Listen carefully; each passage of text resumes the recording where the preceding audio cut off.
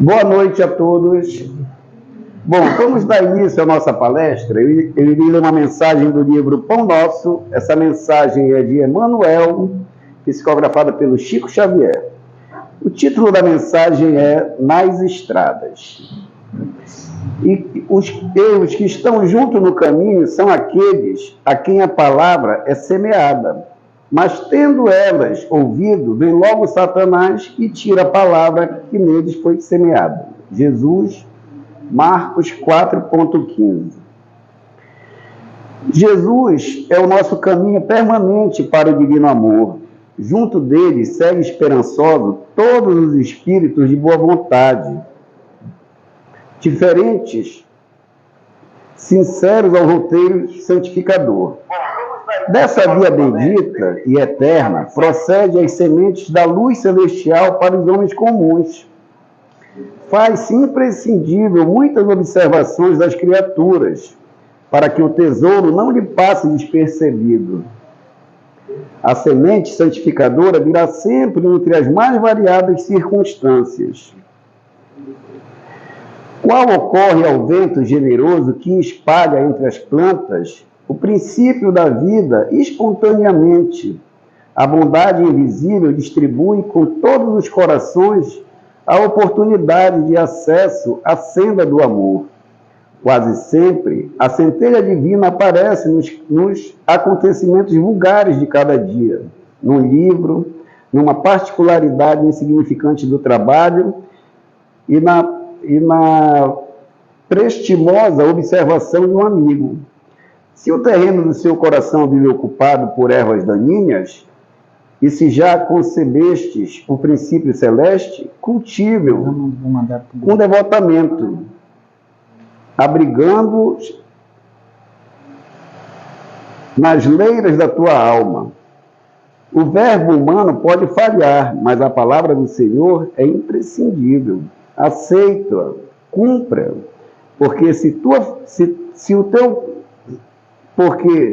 se te furtas ao imperativo da vida eterna, cedo ou tarde o anjo da angústia te visitará o espírito, indicando-te novos rumos. Bom, essa mensagem é do livro Pão Nosso, de Emmanuel, psicografada pelo Chico Xavier, e o título da mensagem é Nas Estradas. Então vamos elevar os nossos pensamentos a Deus, nosso Pai de infinita bondade e sabedoria. Primeiramente, pedindo a permissão aos mentores aqui do centro desta casa, e que possamos envolver neste momento todos os trabalhadores, os nossos vizinhos aqui, e os frequentadores que não puderam estar presentes. Que possamos, Senhor, aprendermos um pouco mais a respeito dos ensinamentos do nosso grande irmão e mestre Jesus, esse ser tão evoluído que habitou a Terra, que nos deixou esse grande legado e quem melhor exemplificou o amor na face da Terra, Senhor. E tudo que será dito hoje aqui pelo nosso palestrante, nosso irmão Douglas, que seja de fácil entendimento para todos nós e que nós possamos, principalmente, pormos em prática esses ensinamentos tão importantes. E que daqui possamos emanar os mais profundos sentimentos e energias aos nossos irmãos aí lá do sul, desses países que se encontram em guerras, e a todos, Senhor, principalmente aqueles que perderam a fé em si, em Deus, para que possam serem tocados e possam continuarem aí nas suas missões com entusiasmo, com alegria e principalmente com resignação, Senhor. Então agradecemos por mais esta oportunidade e que assim seja, Senhor. Muito obrigado. Bom, dando continuidade aqui nos temas aqui do Evangelho segundo o Espiritismo, estamos aqui no capítulo 17, que é Sede Perfeitos, e hoje nós iremos abordar o item 4, que é o tema da nossa palestra, os bons espíritas. E aí eu convido o nosso irmão Douglas Lopes, que será o nosso palestrante desta noite. Fique à vontade, Douglas. Boa noite a todos. Gostei. Boa noite a você, querido internauta, que está nos acompanhando aí pela plataforma Facebook Centro Espírita Trabalho e Solidariedade, direto de Belém do Pará, Brasil. Gostou? Eu adoro falar empolgado. Aliás, quando se fala de espiritismo, eu me recordo da Adalgisa, que era presidente do Centro Espírita Luz do Caminho. Já está na pátria espiritual. E a dona Adalgisa era daquelas senhoras empolgadas com o espiritismo. E uma vez por mês, nós, da DEPA, íamos fazer uma palestra lá. Sexta-feira pela manhã, 9 horas. E eu fui educado para isso, Mauro, para fazer palestra em pé. E às vezes o número de pessoas era bastante reduzido lá. Às vezes dava 2 pessoas. E aí ela levantava-se igual o Mauro, abria a mensagem e tudo mais. Ela olhou para mim e disse assim: eu gostei de ti, Douglas. Sabe por quê? Porque você fica de pé para falar do espiritismo. Porque é uma tristeza quando vem alguns palestrantes aqui, quando vê que tem pouca gente, já se senta e não fala com empolgação do espiritismo. Então, o verdadeiro, palavras dela, o verdadeiro espírita, quando vai proferir alguma palestra, tem que falar com empolgação. Porque isso caracteriza que está entendendo o que seja o espiritismo. Mas, acima de tudo, eu adoro desafios de palestras, até porque não é uma palestra nova. Quantos de vocês já não ouviram amigos nossos falarem sobre os bons espíritas? E alguns internautas podem até estar vendo aí o tema, já sei que vai falar. Pois é, já sabe que vai falar, mas não sabe. Até porque quando eu verifico que é uma palestra que costumeiramente algumas instituições espíritas estão levando, eu busco trazer a novidade, algo que pudesse, inclusive, acrescentar até mesmo ânimo nas pessoas que frequentam instituições espíritas. Porque existem expositores que são repetitivos em algumas falas, como a gente tem que ser bom, caridoso e tudo mais. Só isso? Não, não é só isso. Até porque hoje nós verificamos uma evasão muito grande nas instituições espíritas. Nós verificamos isso. Então é sinal que algumas palestras não estão convencendo. Porque quando uma coisa convence, a pessoa vai querer aprender mais, não é verdade? Quando uma coisa não está convencendo, eu não vou lá. E como é uma palestra que traz um certo tônico de esclarecimentos, eu peço recursos aos bons espíritos. E aí, quando me foi passado o tema, eu orei e roguei aos espíritos: olha, pediram para me falar dos espíritas. Como é que nós vamos iniciar a nossa fala? E aí o espírito Luiz de Vasconcelos veio nos auxiliar no que iremos falar hoje. Porque, veja lá, estou no centro espírita, sou espírita, e lógico, eu acredito na imortalidade da alma, eu acredito na comunicabilidade dos espíritos, eu acredito na assessoria desse espírito. Então ele começa o nosso estudo dizendo a si mesmo: primeiro você vai ter que caracterizar o que seja um espírita. Porque, veja lá, quando você diz assim, bom médico, então aquela pessoa fez um curso de medicina, se formou dentro de uma área específica, e você vai chegar, olha, doutor fulano de tal é um bom médico. Por quê? Porque ele estudou para a medicina. Você não vai chegar para o engenheiro, chamar o engenheiro de médico, porque ele não é médico. Ele estudou o quê? Para a engenharia. Então, o que caracteriza uma profissão ou um título, um professor? fulano de tal é um bom professor de física. Mas por que ele é um bom professor? Porque ele estudou.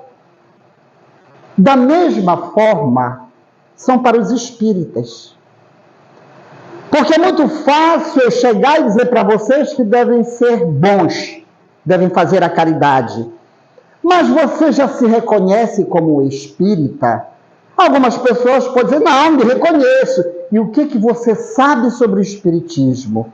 Eu sei que a reencarnação existe, eu sei que a imortalidade existe, que a mediunidade existe, mas só isso. O acreditar não caracteriza que você é um espírita. E algumas pessoas, inclusive os nossos internautas, podem ficar até assustados. Mas vamos lembrar que Allan Kardec ele era um pedagogo. Ele não criou a palavra doutrina espírita ou espiritismo porque ele achou bonito, não. Ele fez todo um estudo, pesquisa, elaborou algumas teses, e lá na parte introdutória do Livro dos Espíritos, que, aliás, poucas pessoas são familiarizadas com a introdução do Espiritismo. E, às vezes, eu sempre faço uma enquete com as pessoas. Você conhece a introdução do Livro dos Espíritos? As pessoas dizem, não. Eu vou logo para a primeira questão, que é Deus. Mas você precisa conhecer a introdução do Livro dos Espíritos. Porque como é que você vai adentrar a uma filosofia, a uma ciência, se você não conhece como ela surgiu? É aí que começa a caracterização do espírita. Eu frequentar uma casa espírita não quer dizer que eu seja espírita. Não, eu só sou simpatizante.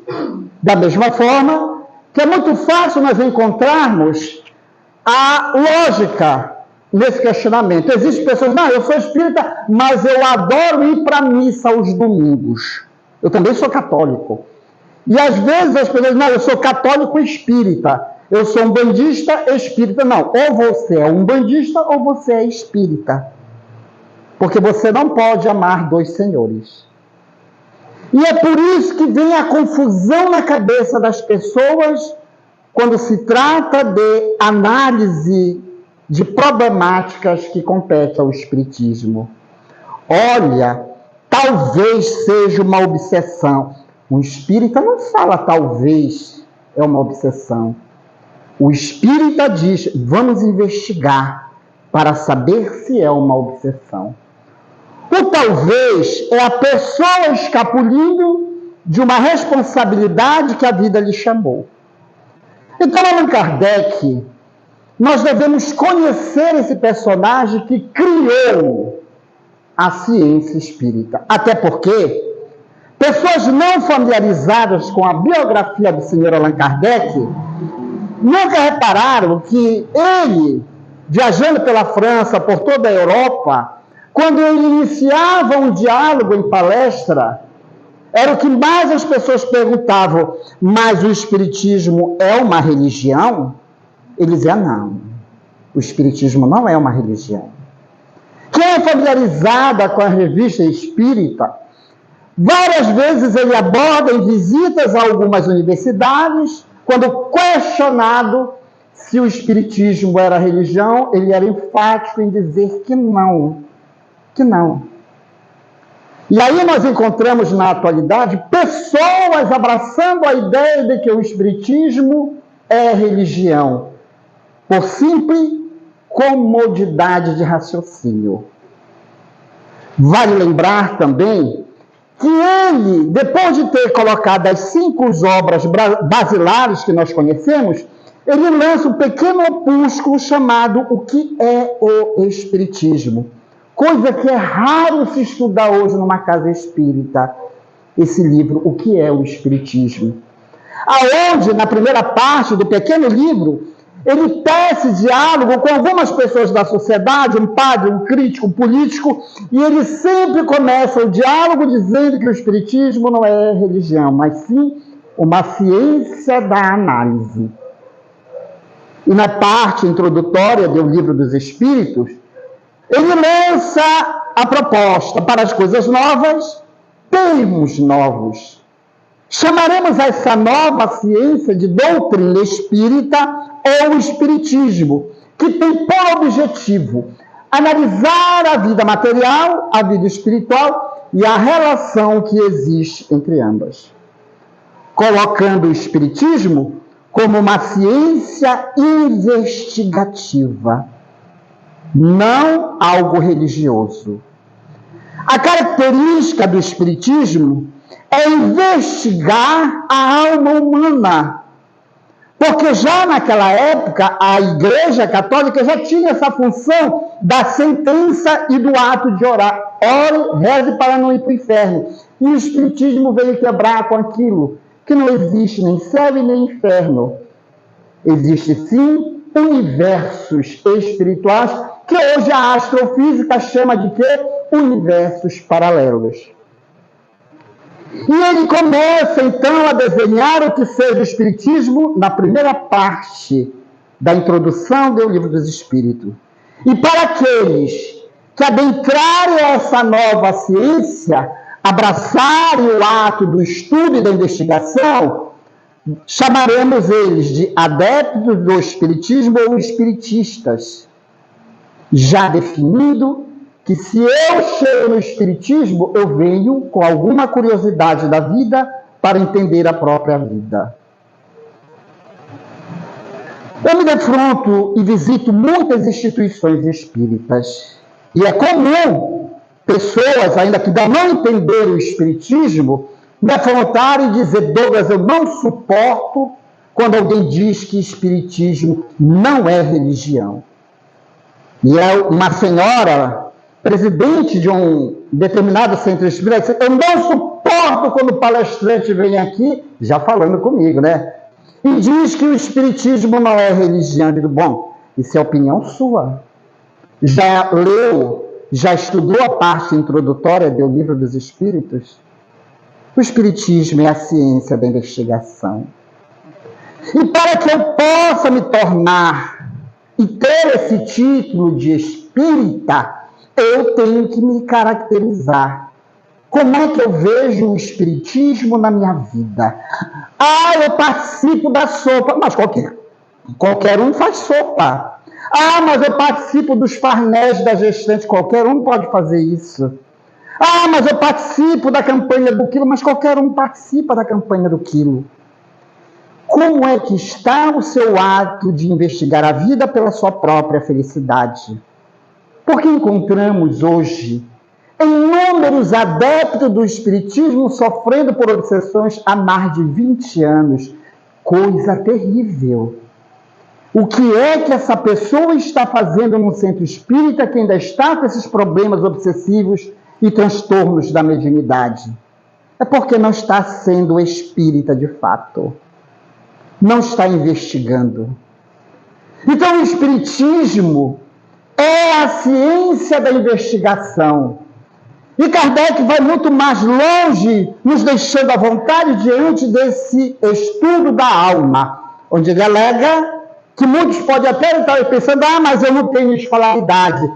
Ele, na parte introdutória, inclusive no capítulo 17 dos Bons Espíritas, ele diz, mas o espiritismo não é de difícil compreensão. Desde o leigo até a pessoa mais sábia pode entender, sim, a ciência espírita, porque todos nós temos o tônico da curiosidade. Quem não é curioso aqui? Todos nós o somos. E a partir do momento em que eu abraço essa sede de conhecer Deus, as suas leis, e tenho a vontade da mudança, eu desbravo esse mundo da imortalidade da alma. Eu passo a ser, na minha vida diária, um investigador da minha própria alma, me caracterizando como o verdadeiro espírita. No início da fala dos bons espíritas, ele diz assim mesmo, o espiritismo, muito bem compreendido, mas sobretudo sentido. Meu Deus, então eu tenho que sentir o espiritismo dentro de mim? Tem. Porque não é só o fato de eu acreditar que me faz um espírita. Eu tenho que sentir o quê? a mudança que está havendo dentro de mim. Por isso que tem gente com 10, 20, 30 anos ainda perturbado na casa espírita, porque compreendeu a imortalidade da alma, mas não vivenciou, não sentiu. Logo, nessa parte, dessa primeira fase, ele está dizendo: você não é espírita, você é só um frequentador, um apreciador das falas espíritas. E aí ele começa a narrar, nesse pequeno capítulo dos bons espíritas, que o espírito é aquele que se esforça para mudar. E o que é que eu estou fazendo com a ciência da transformação na minha vida? Nada.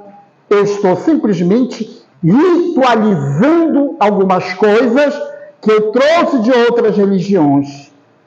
A exemplo do muito orar, que Allan Kardec aborda também no livro dos Espíritos. Como é que funciona o ato da troca de energia? Por que eu não me sinto bem quando eu estou orando? Porque você ainda não mudou a frequência. E você tem que se conhecer. Bons espíritas é aquele cheio de moral? Não. É aquele que se esforça por compreender a sua própria vida.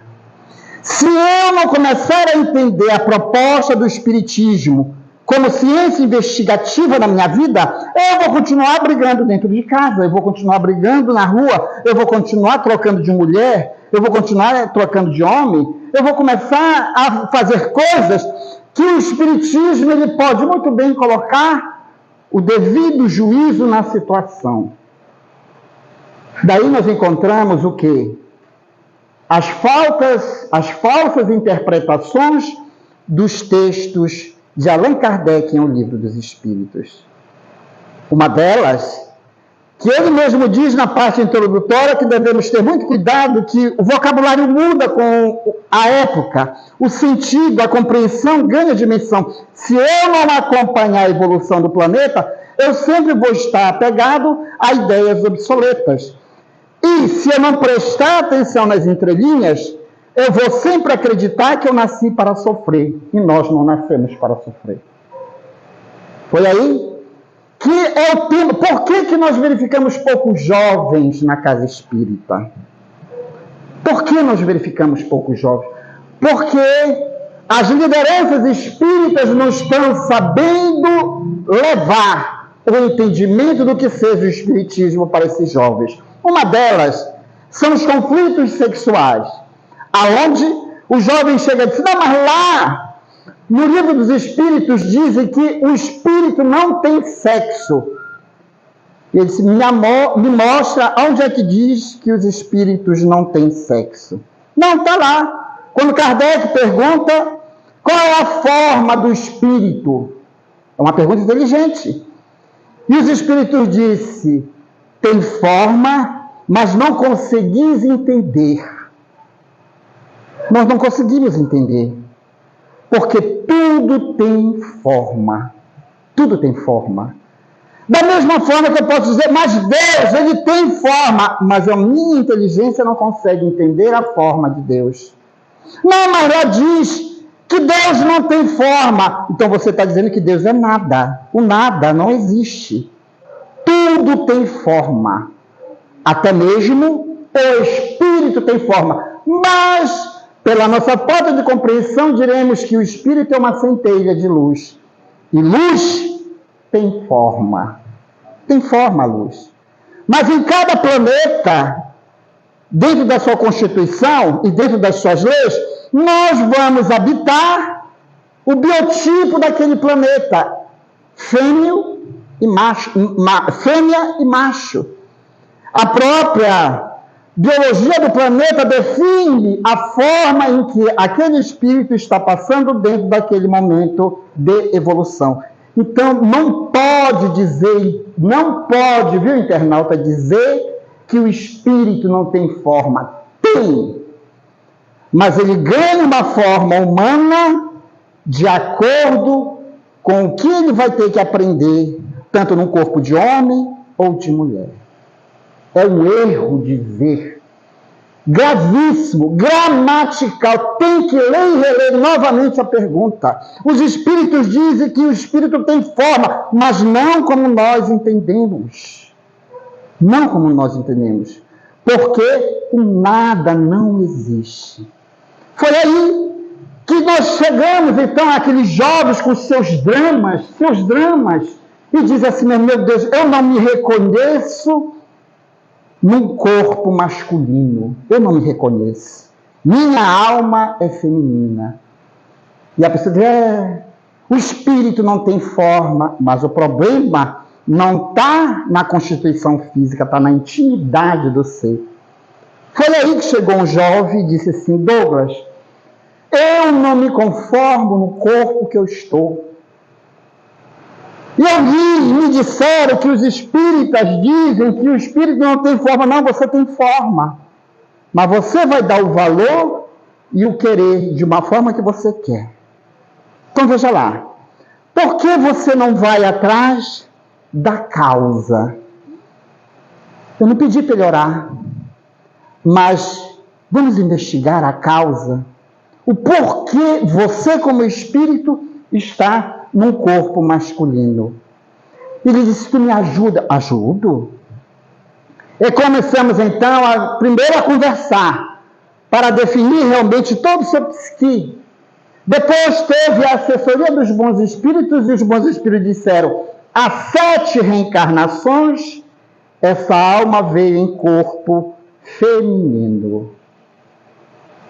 Como ele viu no mundo espiritual os seus benfeitores que eles estavam um tanto desregrados, ele próprio pediu para que nesta reencarnação ele viesse num corpo masculino.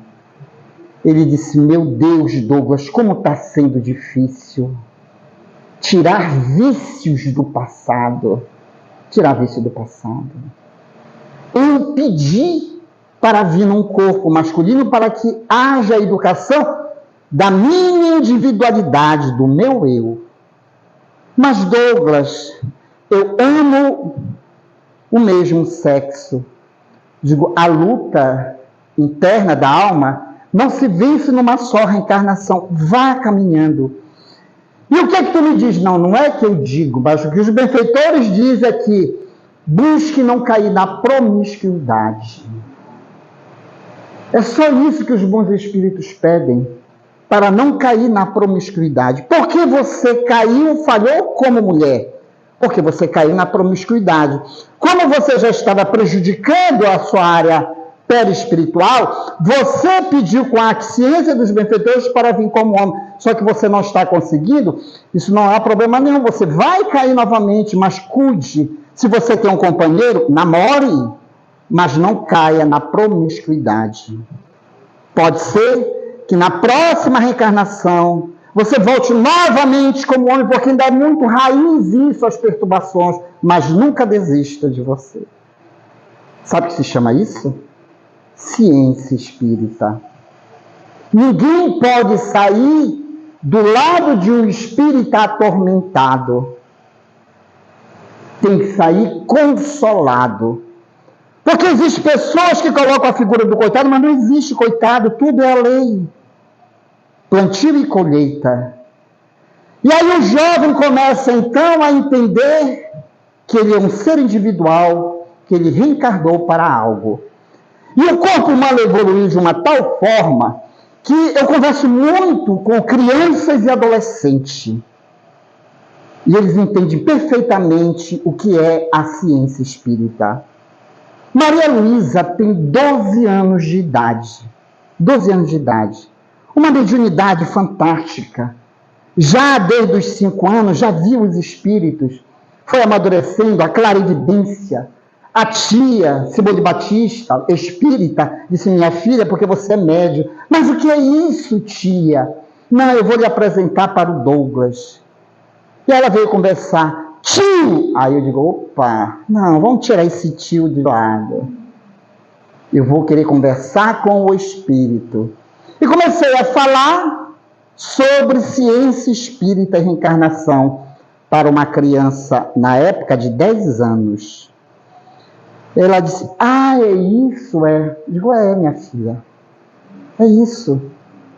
Você é espírito e tem que entender. Se você está vendo o mundo espiritual, tire vantagem dessa habilidade corporal.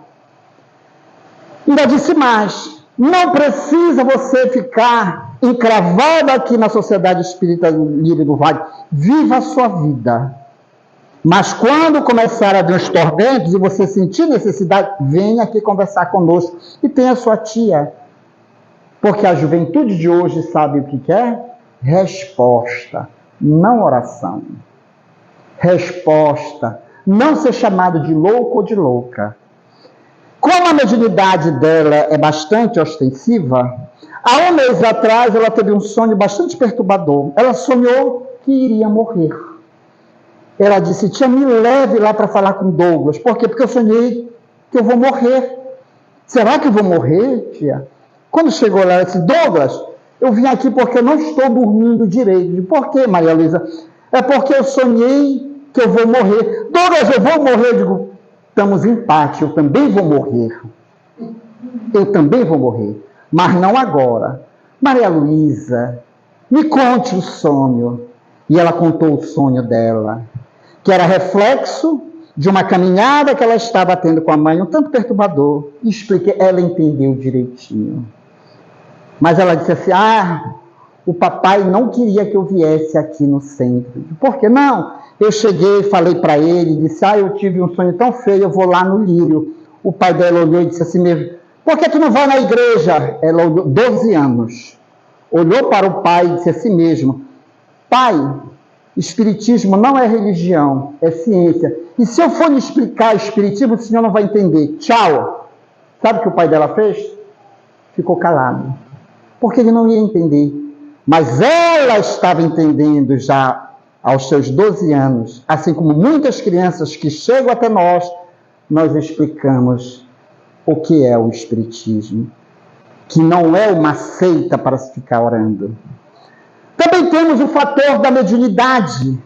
Pessoas que não trabalham a mediunidade e acham que são burros de cargas de espíritos. Foi aí que alguns médios começaram a nos dar trabalho dentro das nossas reuniões e chegou a informação do mundo espiritual, é que esses médiuns só estavam dando a passividade, eles não estavam também auxiliando os espíritos. Porque colocou-se no movimento espírita que médium só veio para ser burro de carga, não só foi feito para dar passividade, não, mas médium também veio para conversar com os espíritos. E aí eu cheguei com um cidadão e disse assim mesmo, olha, veio uma orientação para você. A partir de agora você não vai mais dar passividade, você vai conversar com o espírito que estiver no outro médium. Não, eu sou médium, eu sou... Não, mas sabe por quê? Porque dentro da sua casa, a sua esposa está incorporando e você não está identificando. Por isso que a briga é excessiva dentro de casa. Quer dizer, na casa espírita, eu sei quando o espírito chega, porque está todo mundo vibrando na mesma frequência. E em casa, eu identifico os espíritos? Não, porque eu estou no frenesi e na minha vigilância. E ele disse que ele não iria doutrinar ou conversar com o espírito, mas vai porque é orientação. E no dia da reunião, o médium... Estava lá o espírito, eu disse, fulano, converse com o espírito. Ele olhou para mim, mas falar o quê? Eu disse, fale, dei as boas-vindas. Com muita dificuldade ele falou com aquele espírito manifestado no médium. Eu disse, meu Deus, eu tenho que aprender muito. E aí passou alguns meses, ele já estava entendendo como é o processo de influenciação de um espírito em um ser humano. Ele chegou e disse, meu irmão, como foi maravilhoso isso. Eu não sabia que a minha esposa era média ostensiva. Eu vim descobrir, analisando a minha filha, que ela tinha semi-incorporação. O meu filho, a mesma coisa. E hoje nós verificamos em lares médiuns das mais diversas tonalidades. Foi a partir daquele momento em que ele começou a fazer bom uso do estudo espírita aplicado em casa. Então, ser um bom espírita é aquela alma que se propõe mesmo em mudar, não só a si próprio, mas como aqueles que estão à sua volta. Porque o Espiritismo é a ciência da investigação. Eu ainda tenho 5 minutos. 10 minutos? Muito obrigado. Esse Gilmar é um anjo. É um anjo. E aí, começou então a investigar e a aplicar a ciência espírita dentro de casa. Parou-se as brigas. Por quê? Porque o que caracteriza um espírita é a mudança. Não é os farnés. Não é a dita caridade que mascara um problema que você tem que resolver. Porque o senhor Allan Kardec, tanto na parte introdutória, como nesse próprio capítulo, que é uma maravilha esse capítulo, os sede perfeitos, nós não estamos dando códigos de moral, não. Kardec não dá código de moral, mas ele dá tópicos de que se tem um problema, você tem que investigar. Porque o Espiritismo é a ciência da investigação. O Espiritismo é tão maravilhoso que ontem nos chegou um pedido de uma cidade aqui do estado do Pará, Mauro, São João de Pirabas. Chegou assim e disse: seu Douglas, a minha vizinha está fazendo macumba para mim. Eu estou vendo os espíritos. Aquela inquietação. Eu disse para ela orar? Não. Na mesma hora tinha um espírito do meu lado, muito conhecido nosso, ótimos, ele disse assim: mas é fácil o problema de resolver. Eu já fiquei curioso, porque ele disse que era fácil. E eu disse: mas o que é que está acontecendo? Não, é porque desde o momento que eu soube que ela estava fazendo macumba para mim, eu não consigo dormir. Eu ouço vozes e o espírito dizendo: mas isso é muito fácil de resolver. Eu digo: meu Deus, só está dizendo que é fácil de resolver, mas não está me dando o caminho. Como eu sei a técnica, eu disse para ela assim mesmo: minha amiga, quando foi que começou essa agonia? E não vale mentir. Porque nós temos uma mania de dizer assim: não, aconteceu do nada não existe, sempre tem a origem. Sempre tem a origem. Porque o Espiritismo, ele cutuca a alma inteligente a pesquisar para encontrar a causa. E eu disse: não vale mentir, porque o nada não existe. Ela disse: bom, tudo aconteceu que quando eu me mudei aqui para essa nova residência, essa vizinha é daquelas que gosta de entrar e se enturmar, querer conhecer e tudo mais. Até então, eu não via maledicência nela. Depois, ela começou a ficar mais tempo em casa do que na casa dela. Isso começou a me incomodar. E eu, educadamente, dizia assim: minha vizinha, me dê licença que eu tenho que cuidar do meu marido, que eu tenho que lavar uma roupa. Não, mas eu fico aqui.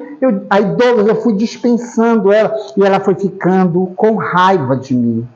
Eu digo: então foi ranço. Ela se viu rejeitada, é o famoso ranço.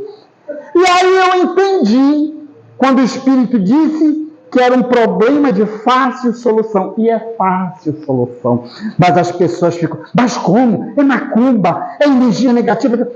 Todo mundo gosta de colocar dificuldade em soluções simples. Que, aliás, para quem não é familiarizado com a questão 909 do Livro dos Espíritos, 909, onde os Espíritos dizem que tudo é fácil, basta fazer movimentos simples, basta a vontade. E aí, depois que eu fiz essas perguntas, eu disse: ótimos, tu tens razão, o problema é de fácil solução. Eu disse: minha senhora, o problema está tudo na frequência. A senhora abriu frequência para ela, a senhora não fechou a porta mental. O que é que nós vamos fazer? Pelo desdobramento do sono, já foi sinalizado que os benfeitores irão à sua casa e vão lhe aplicar a terapêutica do passe espiritual. Tirar o excesso de informações obsoletas que a senhora captou. A senhora vai sentir um refrigério mental. Quando a senhora sentir esse refrigério mental, a senhora não vai deixar a sua mente ficar vazia. A senhora vai logo preencher. Como? Fazer o que a sua casa está pedindo. E a vizinha? Não dê confiança. Não se preocupe se ela está falando mal, porque ela não vive a sua vida. Porque o grande problema das perturbações de um para com o outro é a frequência que eu abro. Então, se você está sentindo que a imagem dela vai surgindo na sua frente, faça um bolo. Vai consertar uma roupa, vai lavar uma roupa, vai varrer uma casa, para justamente a comunicação mental dela para com você não ganhe dimensão de frequência. O problema é muito simples. É quebrar a frequência. Qual é o problema de não se quebrar uma frequência? Porque muitos desafetos nossos não são de reencarnações passadas, que até então tem uma questão no Livro dos Espíritos, que eles perguntam, geralmente, quando há animosidade entre duas pessoas, é sinal de inferioridade, é coisa de reencarnações passadas? Os espíritos dizem que não. Eles dizem que não. Tudo é evolução, porque nós ainda estamos no planeta escola.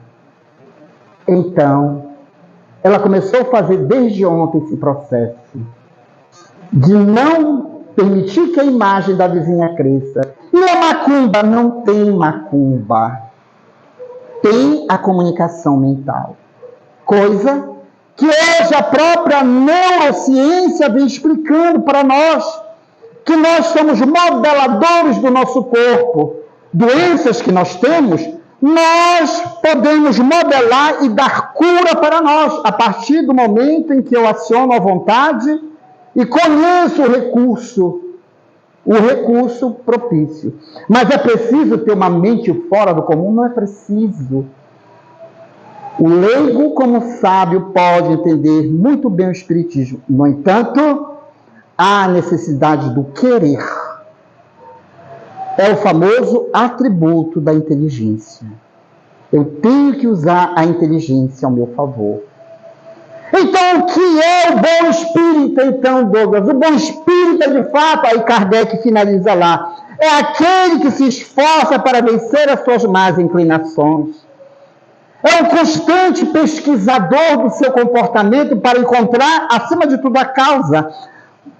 Porque hoje em dia, nós não estamos vendo espíritas atrás da causa de muitas perturbações. Pelo contrário, tem notícia, Mauro e meu amigo Gilmar, que existe reuniões de diretoria que é mais de MMA do que de diálogo fraterno. Que espíritas são esses? Então, não são espíritas. São simples frequentadores de casas espíritas, trazendo a sua bagagem egoísta do passado. Enquanto que o espiritismo diz, meu irmão, o que é que nós podemos fazer para melhorar a casa? Não, vem com a ganância de querer isso, de querer aquilo, transformando as instituições espíritas em palcos de guerra. Por isso, da evasão de algumas casas espíritas. Tarefas sendo fechadas, porque simplesmente os seus dirigentes não são espíritas. E o espírita é caracterizado pelo bom atributo da inteligência, porque nós somos seres inteligentes.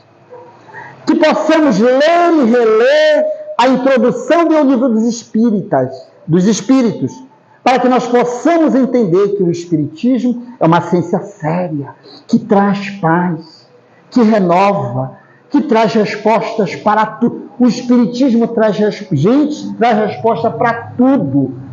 Tudo que você imaginar de angústia, até aquela doença que você vai ao médico e tira uma bateria de exame e não encontra nada, lá se você investigar, está no perispírito a doença.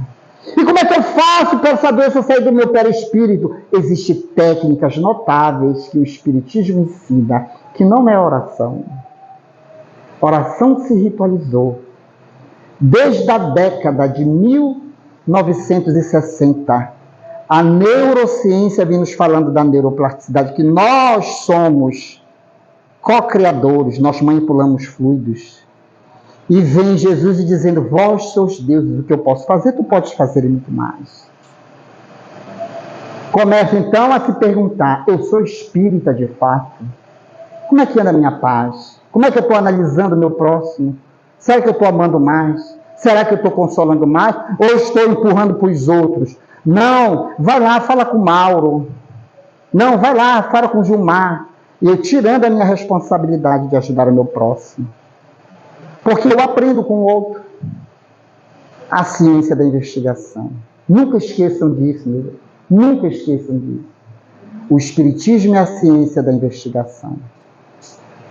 Há muitas palestras nossas falando a esse respeito, sobre a neuroplasticidade. Rômulo Leite, na sexta-feira passada, trouxe uma palestra muito maravilhosa lá no Centro Espírita Videira de Luz, falando o nosso pensamento cria a vida que queremos.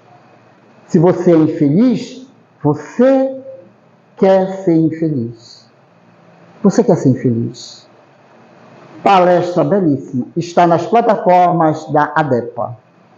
Meu querido amigo, muito obrigado, tá? E vamos carregar o título. Vamos carregar o título. Eu sou espírita. E quando as pessoas perguntam, mas por que você diz que você é espírita? Conte-me o que você quer saber.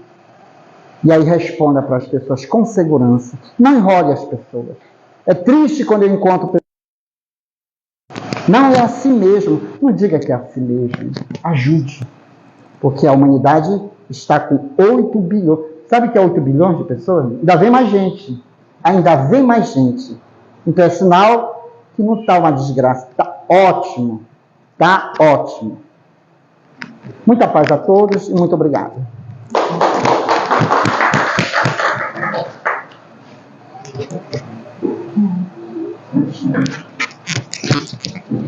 Vamos agradecer por este palestrante da noite de hoje, por esta palestra, Obrigada, Senhor, nos envolve, nos ampara, nos fortalece, Senhor, nos dá paz, a proteção, ampara esta casa que acolhe a todos encarnados e desencarnados. Obrigada, Senhor.